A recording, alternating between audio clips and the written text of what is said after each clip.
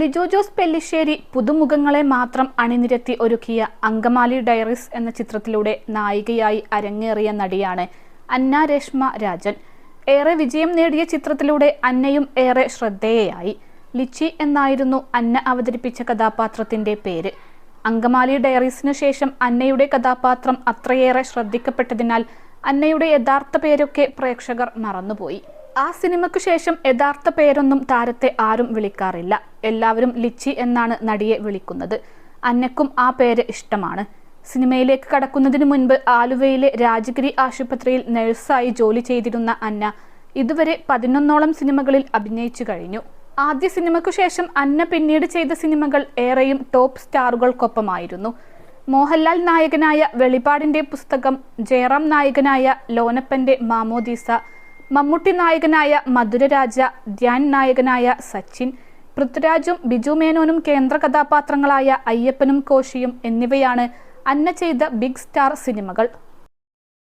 +2 degree കഴിഞ്ഞവർക്ക് world's first AR/VR class റൂമിലൂടെ smart phone engineer ആവാം. കൂടുതൽ അറിയാൻ വിളിക്കൂ ബ്രിഡ്കോ ആൻഡ് ബ്രിഡ്കോ.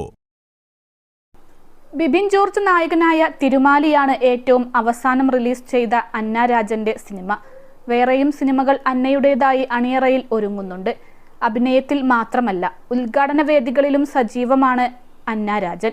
ഇതിനോടകം കേരളത്തിൽ അങ്ങോളം ഇങ്ങോളം നിരവധി ഉദ്ഘാടനങ്ങൾ ചെയ്തു കഴിഞ്ഞു അന്ന. മോഡലിംഗിലും സജീവമായ ലിച്ചി മോഹൻലാലിനും മമ്മൂട്ടിക്കും ഒപ്പം അഭിനയിച്ചപ്പോഴുള്ള അനുഭവം പങ്കിട്ടിരിക്കുകയാണ്. താരം സൂപ്പർ താരങ്ങളെക്കുറിച്ച് പറയുന്ന വീഡിയോ വൈറലാണ്. മമ്മൂക്ക നമ്മളെ ഒരുപാട് ബഹുമാനിക്കുന്ന ആളാണ്. നമ്മൾ ഒന്നും ആരും അല്ല അദ്ദേഹത്തിന് മുൻപിൽ. എന്നാലും അദ്ദേഹം അങ്ങനെയാണ്. ഒരിക്കൽ സെറ്റിൽ അദ്ദേഹം ഇരിക്കുകയാണ്. ഞാൻ അങ്ങോട്ടേക്ക് കയറി ചെന്നപ്പോൾ തന്നെ അദ്ദേഹം എഴുന്നേറ്റു. അത് കാണുമ്പോൾ നമ്മൾ ഒന്ന് നെട്ടും. നമ്മളെ കണ്ടിട്ട് തന്നെയാണോ? ഞാൻ ബാക്കിലൊക്കെ നോക്കി വേറെ ആരെങ്കിലും ഉണ്ടോ എന്ന്. അത്രയും ഡൗൺ ടു എർത്തായ ആളാണ്. അദ്ദേഹത്തിൻ്റെ ഒപ്പം അഭിനയിക്കുന്ന സമയത്തും എനിക്ക് ഭയങ്കര പേടിയായിരുന്നു.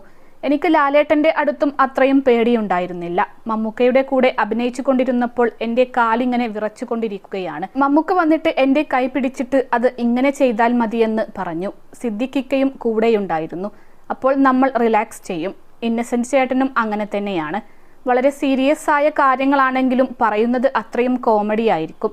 നമ്മൾ ചിരിച്ച് ഒരു വഴിക്കാകും. അദ്ദേഹം എല്ലാ കാര്യങ്ങളും കോമിക് രീതിയിലാണ് അവതരിപ്പിക്കുക. ലാലേട്ടനെ കുറിച്ച് ഓർക്കുമ്പോൾ തന്നെ ഷൂട്ടിംഗ് സെറ്റിലേക്കുള്ള അദ്ദേഹത്തിന്റെ എൻട്രിയാണ് മനസ്സിൽ നിറയുന്നത്. നമ്മൾക്കൊക്കെ ഷൂട്ടിംഗ് തുടങ്ങി 4-5 ദിവസം കഴിഞ്ഞിട്ടാണ് അദ്ദേഹം വരുന്നത്.